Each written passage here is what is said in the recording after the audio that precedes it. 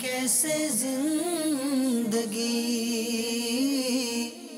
آؤ علماء سے پوچھ لیں، آئے جو مشکل پیش کوئی، آؤ علماء سے پوچھ لیں۔ الحمدللہ رب العالمین والصلاة والسلام علی سید المرسلین، اما بعد فاعوذ باللہ من الشیطان الرجیم، بسم اللہ الرحمن الرحیم۔ الصلاة والسلام علیک یا رسول اللہ، الصلاة والسلام علیک یا حبیب اللہ، الصلاة والسلام علیک یا نبی اللہ وعلی آلک واصحابک یا نور اللہ۔ درود پاک کی فضیلت سنتے ہیں۔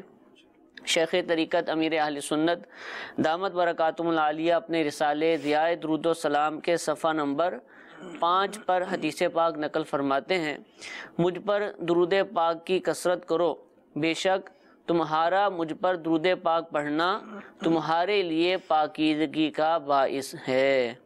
صلو علی الحبیب صلی اللہ تعالی علی محمد صلی اللہ تعالی علیہ وآلہ وسلم۔ پہلی کال کی طرف بڑھتے ہیں، کال سلسلے میں شامل کرتے ہیں۔ جی چلائیے۔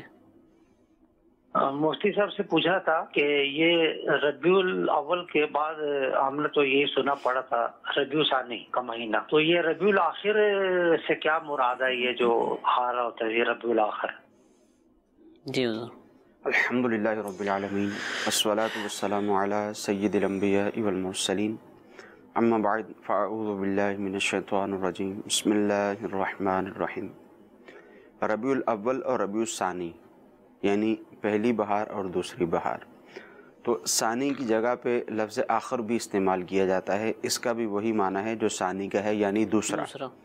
تو اس حوالے سے وہ ربیع الثانی کا بھی شاید لوگوں کو معنی تو معلوم نہیں ہوگا، تو ربیع الثانی کی جگہ ربیع الاخر کہا گیا تو شاید اس وجہ سے ان کو تشویش ہوئی ہے۔ تو ثانی کا معنی بھی دوسرا ہوتا ہے اور اسی طرح لفظ آخر کا معنی بھی دوسرا ہوتا ہے، تو یوں یہ استعمال کیا جاتا ہے۔ لفظ آخر ہے، آخر نہیں ہے، آخر نہیں ہے، آخری کا مطلب ہوتا ہے وہ آخری، سب سے آخری، وہ نہیں ہے، آخر نہیں ہے بلکہ آخر ہے یعنی دوسرا، یہ عربی کا لفظ ہے۔ جی، تو اس وجہ سے اس کو ربیع الاخر بھی کہا جاتا ہے، اور جو عشاق غوث اعظم ہیں اس کو ربیع الغوث بھی کہتے ہیں۔ غوث پاک رضی اللہ تعالیٰ عنہ کی نسبت سے مہینہ ہے، اس کو ربیع الغوث کے نام سے بھی پکارا جاتا ہے، لیکن اس کا جو نام ہے وہ ربیع الثانی یا ربیع الاخر ہے۔ ایک اور کال سلسلے میں شامل کرتے ہیں۔ جی۔ تاریخ ہند نیازی کابینہ مدھیہ پردیش سنگول سے عرض کر رہا ہوں، مفتی صاحب کی بارگاہ میں عرض یہ ہے کہ کوئی بندہ نیت یہ نہ کرے کہ اپنے رب کی عبادت کر رہا ہے، فقط جنت حاصل کرنی ہے، اس نیت سے اگر کوئی عبادت کرے تو ایسا کرنا کیسا؟ جی حضور۔ دیکھیں ایسا تو خیر نہیں ہوتا کہ ایک مسلمان ہے اور وہ نماز کی ادائیگی کے لیے کھڑا ہو، یا وہ روزہ رکھے، یا وہ زکوٰۃ ادا کرے، یا وہ کسی کے ساتھ حسن اخلاق کے ساتھ پیش آئے، جو اس کے فرائض جو واجبات ہیں ان کو ادا کرے، یا اس کے علاوہ سنن مستحبات دیگر چیزوں کو وہ ادا کرے، تو ایسا تو اس کے ذہن میں نہیں ہوتا۔ جب بھی وہ عبادت کرے گا، جب کوئی نیک کام وہ کرے گا تو اس کے ذہن میں یہی ہوتا ہے کہ وہ اللہ تعالیٰ کی عبادت کے طور پر اس بات کو کر رہا ہے۔ جیسے نماز کی ادائیگی کے لیے کوئی شخص جاتا ہے تو اب اس کو معلوم ہوتا ہے کہ میں نے جو نماز پڑھنی ہے، میں نے یہ جو عبادت کرنی ہے، میں اللہ تعالیٰ کی عبادت کر رہا ہوں۔ ٹھیک ہے۔ تو ان کو سوال کرنے میں شاید ان کے ذہن میں یہ بات ہے کہ جب کوئی شخص عبادت کرتا ہے تو عبادت میں عبادت کرنے کے اعتبار سے بعض اوقات مقاصد کے اعتبار سے اس کے پہلو چینج ہو جاتے ہیں۔ بعض اوقات مقاصد ایسے آ جاتے ہیں، یعنی دنیاوی مقاصد بیچ میں آ جاتے ہیں، جس کی وجہ سے بعض اوقات تو اس کی عبادت سرے سے ضائع ہو جاتی ہے، اور بعض اوقات اس کو اس کی عبادت کا ثواب کم ملتا ہے۔ صحیح۔ تو شاید ان کے ذہن میں وہی بات ہے۔ تو دیکھیں جب عبادت کی جاتی ہے تو اس کے مقاصد ہوتے ہیں، اگر اس کا اچھا مقصد ہے تو ضرور اس کا ثواب ملے گا، اور اگر اچھا مقصد نہیں ہے تو ثواب میں بعض اوقات کمی آ جائے گی اور بعض اوقات ثواب ملے گا ہی نہیں۔ ٹھیک ہے۔ اب اگر کوئی شخص عبادت اس اعتبار سے کرتا ہے کہ وہ جنت میں جانا چاہتا ہے، تو ظاہر ہے مسلمان جب کلمہ طیبہ پڑھتا ہے، دیگر عبادات کرتا ہے، تو اس کے بڑے بڑے مقاصد میں سے ایک جو بہت بڑا مقصد ہے وہ یہ بھی ہے کہ وہ جنت کا حصول ہے، کہ وہ جہنم سے بچ کر جنت میں جانا چاہتا ہے، اس وجہ سے جو وہ عبادت کرتا ہے وہ عبادت اللہ تعالیٰ کی ہی کر رہا ہے۔ تو مقصد اگر عبادت کرنے میں اچھا ہے، عبادت تو اللہ تعالیٰ کی ہی کر رہا ہے، مقصد اگر اچھا ہے تو اس کو ثواب ملے گا، مقصد اچھا نہیں ہے تو ثواب نہیں ملے گا۔ ان کے ذہن میں جو بات ہے اس اعتبار سے بھی میں بتا دوں کہ اگر کوئی شخص اللہ تعالیٰ کی عبادت کے طور پر کھڑا ہی نہیں ہو رہا، جیسے ریاکاری کے متعلق علماء نے ارشاد فرمایا کہ ایک شخص نماز پڑھنے کے لیے جاتا ہے، اب وہ نماز پڑھنے کے لیے چلا گیا، نماز اس نے شروع کر دی، اتنی دیر میں اس کا کوئی جاننے والا اس کے پاس آ کر بیٹھ گیا۔ پہلے تو یہ بڑے پہلے تو جلدی جلدی نماز کی ادائیگی کر رہا تھا، اب جب جو دوست تھا، جو جاننے والا تھا، وہ پاس آ کر بیٹھا تو اب اس نے اپنی جو نماز ادا کر رہا تھا اب اس میں خشوع و خضوع لے آیا، اب آرام سے اچھے طریقے سے نماز پڑھنا شروع کر دی۔ تو اب جب ابتدا میں اس نے نماز شروع کی تھی تو مقصد اس کا ٹھیک تھا، اللہ تعالیٰ کے لیے ہی یہ عبادت کر رہا تھا۔ اللہ تعالیٰ کی عبادت کرنی اور اللہ تعالیٰ کے لیے عبادت کرنا، ان دونوں میں فرق ہے۔ ٹھیک ہے، تو عبادت تو اللہ تعالیٰ کی ہی کر رہا تھا، اللہ تعالیٰ کے لیے ہی کر رہا تھا، مگر اب جب وہ شخص آ کر بیٹھا تو اس کی نیت میں اس اعتبار سے فطور آیا کہ اس نے اس کی نیت کو بھی شامل کر لیا، اب اس کو ثواب کم ملے گا۔ ٹھیک ہے، اب ایک شخص ایسا ہے کہ وہ نماز پڑھتا ہی نہیں ہے، وہ فقط اسی وقت نماز پڑھتا ہے جب اس کے گھر پہ کوئی دوست، کوئی مہمان آ گیا، اب وہ نماز پڑھنے کے لیے جاتا ہے، اس کا مقصد اللہ تعالیٰ کی رضا حاصل کرنا ہے ہی نہیں، اللہ تعالیٰ کے لیے نماز کی ادائیگی ہی نہیں کرتا، تو اب اس کو قطعی طور پر کوئی ثواب نہیں ملے گا۔ جو پہلے میں نے ذکر کیا اس کو کچھ ثواب بھی ملے گا اور اس کی وہاں پر ریاکاری بھی شامل ہو رہی ہے۔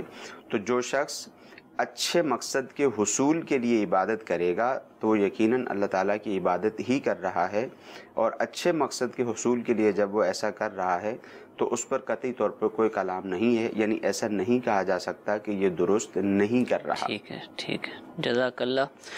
مفتی عرفان صاحب بھی ہمارے ساتھ موجود ہیں، ایک کال ان کے لیے بھی سلسلے میں شامل کرتے ہیں، جی چلائیے۔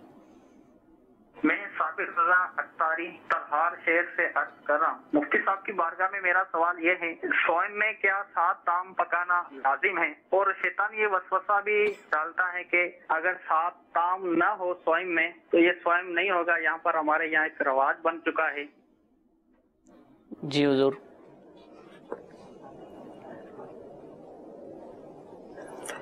بسم اللہ الرحمن الرحیم۔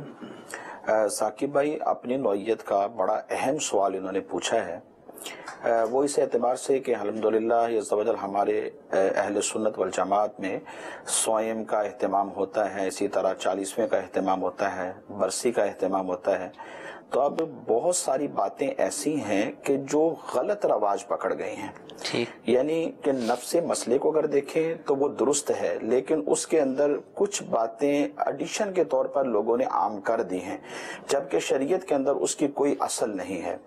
اب یہ مسئلہ اس طرح ہے کہ صوم کرنا تو جائز ہے، اس میں کوئی حرج نہیں، بلکہ یہ ایصال ثواب ہے اور میت کو، مرحوم کو اس سے بہت زیادہ نفع پہنچتا ہے۔ البتہ یہ جو مشروط کر دیا ہے کہ اس کے اندر 7 کھانے پکائے جائیں گے، اس کی کوئی اصل نہیں ہے۔ یہ دیکھیں حسب حیثیت ہوتا ہے، میرے پاس اگر زیادہ حیثیت ہے، میں 7 چھوڑ کر 10 کھانے بناؤں اور 1 پھل چھوڑ کر 12 پھل لے آؤں تو یہ حسب حیثیت ہے، لیکن ایک شخص کی اگر حیثیت ہی نہیں ہے اور ہم اس کے اوپر یہ کنڈیشن عائد کر دیں کہ بھائی 7 کھانے پکاؤ گے تو تبھی جناب صوم ہوگا، اس کے علاوہ صوم نہیں ہو سکتا، تو جو بھی آپ کے پاس حسب حیثیت موجود ہے اور تو حسب حیثیت کو سامنے رکھیں اور اللہ تبارک و تعالیٰ کی بارگاہ میں قبولیت کے طور پر پیش کریں کہ اللہ قبول فرما لے، اور پھر اس کا جو ثواب ہے وہ مرحوم کی روح کو پیش کر دیں، تو یہ کرنا تو جائز ہے کیونکہ یہ ایصال ثواب ہے۔ البتہ یہ جو غلط رواج ہیں اور یہ کنڈیشنز ہیں، یہ کنڈیشنز نہیں ہونی چاہیے، یہ غلط ہیں، اس سے بچنا چاہیے۔ ٹھیک ہے، اللہ تعالیٰ میں شریعت پر عمل کی توفیق عطا فرمائے۔ میسیجز بھی ہمارے پاس آنا شروع ہو چکے ہیں۔ سوال یہ ہے کہ کیا امام صاحب خود اقامت کہہ سکتے ہیں؟ عرفان صاحب آپ ارشاد فرمائیے۔ जी बिल्कुल, इमाम साहब इकामत कह सकते हैं। इकामत कह कर फिर वो मुसल्ला इमामत पर चले जाएं और वहाँ पर जाकर तकबीर तहरीमा कहें और जमात खड़ी कर लें। ठीक है जी। अच्छा हुजूर, एक सवाल ये पूछा गया है कि जो मेहंदी सर पर लगाई जाती है, काली मेहंदी, क्या इस्लामी बहनें उसको अपने नाखून पर लगा सकती हैं? देखिए, सर पर लगाने की तो इजाज़त नहीं है। सर पर काली मेहंदी न औरत को लगाने की इजाज़त है, न मर्द को लगाने की इजाज़त है। ठीक है। अब मर्दों को वैसे हाथों पाँव पर मेहंदी लगाने की भी इजाज़त नहीं है। इस्लामी बहनों को जो मेहंदी लगाने की इजाज़त है, ये हाथ पाँव वगैरह पर मेहंदी लगा सकती हैं। तो वो चाहे रेड मेहंदी हो, सुर्ख मेहंदी हो, चाहे काली मेहंदी हो, दोनों तरह की मेहंदी लगा सकती हैं, इसमें कोई हर्ज नहीं है। मर्दों को हाथों पर भी लगाने की इजाज़त नहीं है? मर्दों को हाथों पे पाँव पे तो मेहंदी लगाने की मुतलकन इजाज़त नहीं है। सर के बालों पर वो मेहंदी वगैरह लगा सकता है, मगर उसमें ब्लैक कलर की मेहंदी नहीं लगा सकता। इसी तरह औरत भी ना ब्लैक कलर की मेहंदी लगा सकती है, ना कोई कलर ब्लैक कलर का यूज़ कर सकती है बालों पर। बाकी हाथों पर, पाँव पर औरत को मेहंदी लगाने की इजाज़त है। वो काली मेहंदी भी लगा सकती है, सुर्ख मेहंदी भी लगा सकती है। ठीक है। एक और कॉल सिलसिले में सरदाराबाद के लिए शामिल करते हैं जी, चलाइए। मेरी दही बल्ले की दुकान है और मैं खुश्क दूध की दही लगा सकता हूँ या नहीं लगा सकता? जी हुजूर, ये एहतियात पर मबनी सवाल हैं। खुश्क दूध के साथ बनाए गए दही से दही बल्ले बेचना। देखिए, अगर तो दही बल्ले को ही अगर हम देखते हैं तो फिर ऐसी सूरत में बज़ाहिर वहाँ मकसूद दही तो नहीं होती। अगर लगा भी लें तो गुनाह की कोई सूरत बज़ाहिर नजर तो नहीं आती। हाँ, अगर ये है कि उर्फ में वहाँ मशहूर ये है कि इन जनाब की जो दही बल्ले है वहाँ पर दही भी खालिस होती है और हर चीज़ खालिस ये लेकर आते हैं, या लोगों को ये शो करते हैं, या कोई पूछता है तो वहाँ पर ये जाहिर ये करते हैं कि हमारे पास असली चीज़ें होती हैं। तो ऐसी सूरत में ममानत की जा सकती है।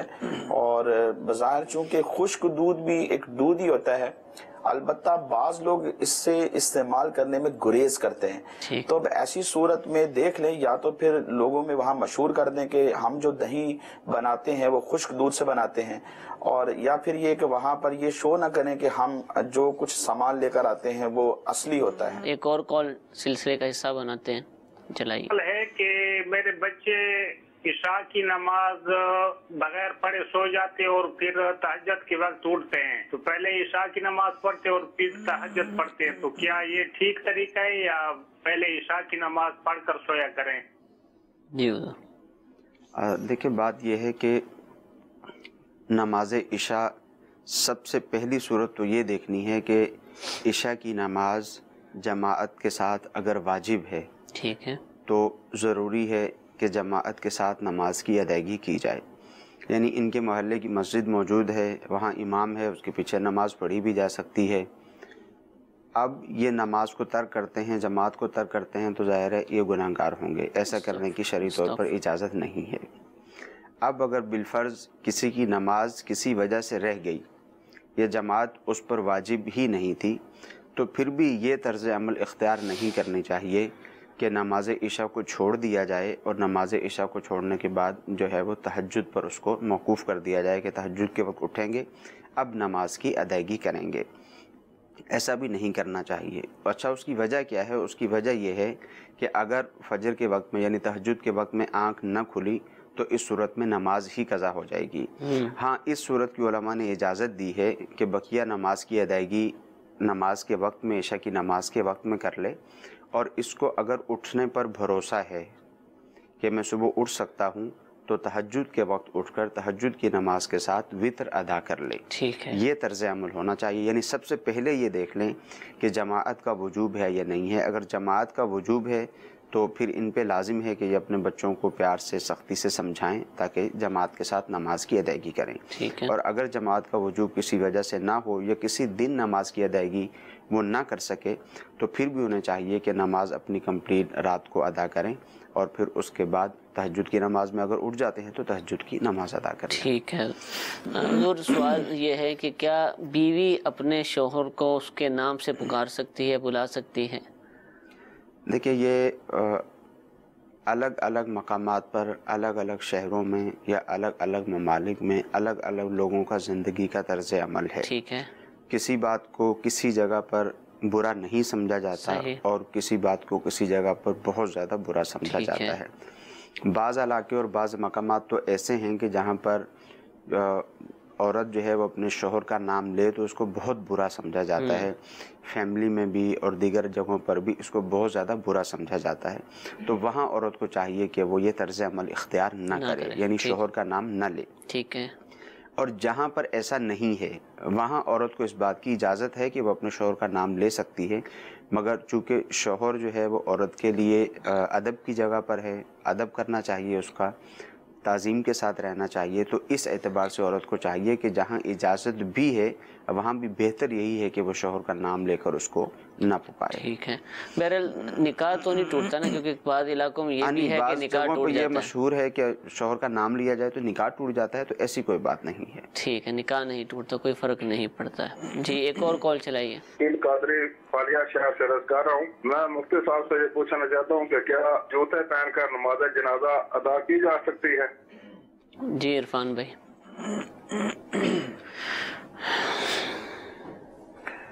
जूते पहनकर नमाज जनाजा पढ़ना जायज़ है, पढ़ सकते हैं, बशर्ते के जूता जो पहना हुआ है वो पाक हो और जिस जगह पर खड़े हुए हैं वो जगह पेशाब वगैरह से नापाक ना हो।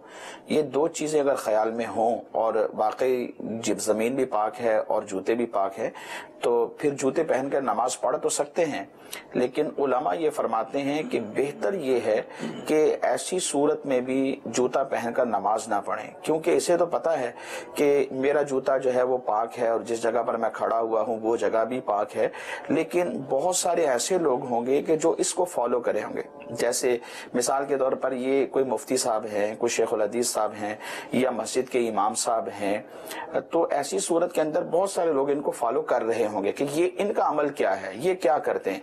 और फिर ये है कि आपको तो पता है कि मेरी जिस जगह पर मैं खड़ा हूँ वो जगह पाक है और मैंने जो जूते पहने हुए हैं वो भी पाक हैं, लेकिन बहुत सारे ऐसे लोग भी होंगे कि जिनके जूते नापाक हो सकते हैं। ठीक है। या जिस जगह पर उनको खड़े होने का मौका मिला वो नापाक हो सकती है।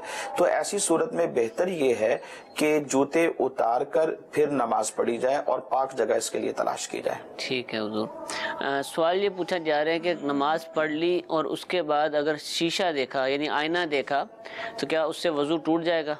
शीशा या आईना वगैरह देखने से वजू नहीं टूटता। नमाज पढ़कर देखें या नमाज पढ़ने से पहले देखें तो इससे वजू नहीं टूटता।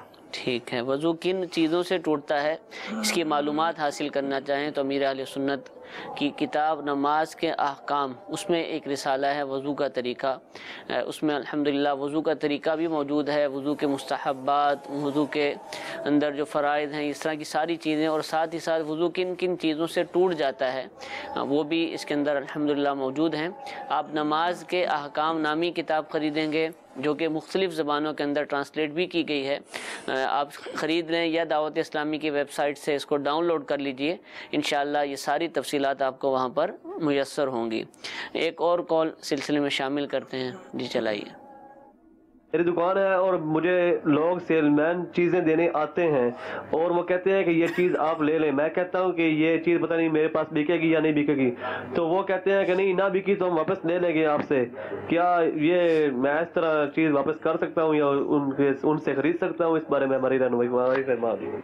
जी हुजूर, ये तो तकरीबन चीज़ों में होता है ऐसा। जी तकरीबन चीज़ों में ऐसा होता है कि एक दुकानदार है, बाज़ औक़ात तो ऐसा होता है कि दुकानदार के पास कुछ जगह मौजूद होती है तो दीगर सेल्समैन वगैरह आते हैं, वो कहते हैं आप हमारी कंपनी की चीज़ यहाँ पर रख लें, आप इसको बेचेंगे तो जो भी नफ़ा वगैरह होगा वो आप उसमें से रख लीजिएगा और हमारी चीज़ की कीमत हमें दे दीजिएगा।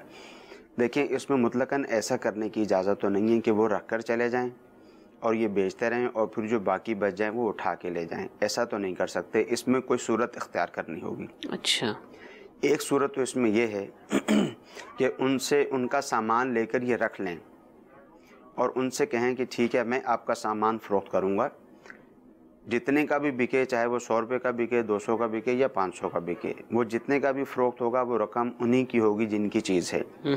ये बेचने पर अपना जो भी कमीशन मार्केट में मरूफ है वो ले सकता है। एक सूरत तो ये हो सकती है। ठीक है। दूसरी सूरत ये हो सकती है कि ये उनसे सामान खरीद ले, उनसे सामान खरीद ले। ठीक है। لیکن جو پہلی صورت تھی اب تو ان کی اجازت سے یہ سامان فروخت کر رہا تھا، سامان انہی کا تھا، یہ سامان فروخت کرے گا، جو بھی کمیشن بنے گا یہ کمیشن اس کا لے سکتا ہے. ٹھیک ہے. جو دوسری صورت ہے اس میں یہ سامان ان سے خرید لے گا، سامان اب اس کا ہو جائے گا. مثال کے طور پر پیس اس نے 100 روپے کے حساب سے ان سے خرید لیا، اب چاہے اس کا 95 روپے میں بکے، چاہے 90 میں بکے، چاہے 150 روپے میں بکے، یہ سارا اب اس کا ہوگا. اب یہاں پر آ کر ایک مسئلہ یہ رہ جاتا ہے کہ وہ جو چیز ہے بعض اوقات وہ 10 پیس 100 پیس رکھ کر چلا گیا، اب اس میں سے بکتے نہیں ہیں تو کمپنی وہ چیز واپس لے لیتی ہے، یا جو بھی سیلز مین ہوتا ہے وہ چیز وہ واپس اٹھا کے لے جاتا ہے.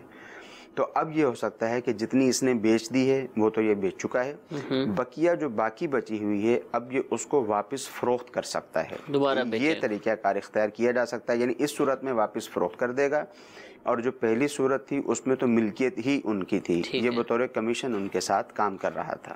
ٹھیک ہے. اچھا یہ دوسری صورت ہے، اس میں یہ شرط لگائی جائے، اور لگاتے بھی ہوں گے، چیز لیتے وقت وہ تحفظ کے شکار ہوتے ہیں، جیسے ڈبل روٹی ہے ہمارے، آپ دیکھتے ہوں گے کہ وہ واپس بھی جاری ہوتی ہیں، تو یہ شرط لگائے کہ بھئی اس شرط پہ تمہاری کمپنی کا سامان رکھوں گا کہ تم دوبارہ مجھ سے خریدو گے.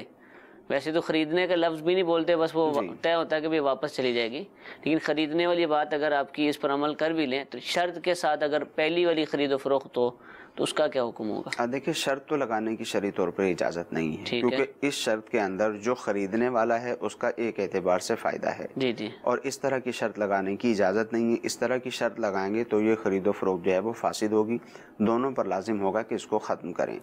تو جو ایک شرعی طریقہ کار ہے، یعنی کرنا یہ چاہتے ہیں کہ جتنا مال بکے گا سو بک جائے گا اور بقیہ مال کمپنی کو یا جو بھی سیلز مین تھا اس کو واپس کیا جائے گا، یعنی مقصد ان کا یہ ہے، یہ کرنا چاہتے ہیں.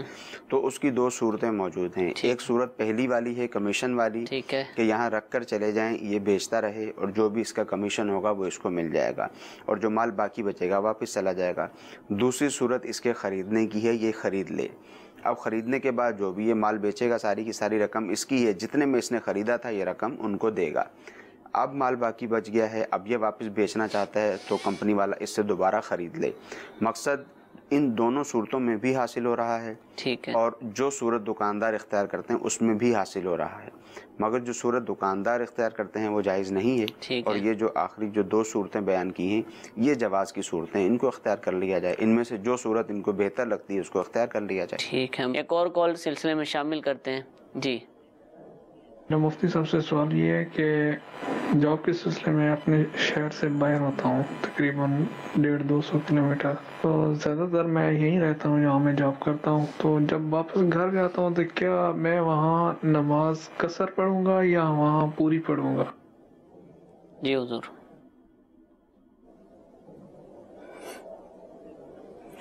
جی یہ جب بھی اپنے گھر واپس آئیں گے، خواہ وہ 2 دن کے لیے آئیں، 3 دن کے لیے آئیں، 15 دن سے کم نیت ہو یا 15 دن سے زائد نیت ہو، باہر صورت یہ پوری نماز پڑھیں گے، کیونکہ گھر آتے ہی یہ مقیم ہو جاتے ہیں. ٹھیک ہے جی. مزید نماز کے مسافر کی نماز کے حوالے سے جاننا چاہیں تو میر اہل سنت کی جس کتاب کا تذکرہ شروع میں کیا، نماز کے احکام، اس میں بالخصوص مسافر کی نماز کے حوالے سے بھی ایک رسالہ موجود ہے کہ جس میں صرف مسافر کے حوالے سے جو بھی نماز کے احکام ہے، طریقہ کار ہے، الحمدللہ تفصیل کے ساتھ بیان کیا گیا ہے. 12 رسائل پر مشتمل یہ کتاب ہے جس میں مسافر کی نماز، قضا نمازوں کا طریقہ اور وضو کا طریقہ، غسل کا طریقہ، فاتحہ کا طریقہ اور بے شمار الحمدللہ بہت سارے مسائل اس کے اندر موجود ہیں، اور مختلف زبانوں میں اس کتاب کو ٹرانسلیٹ کیا گیا ہے.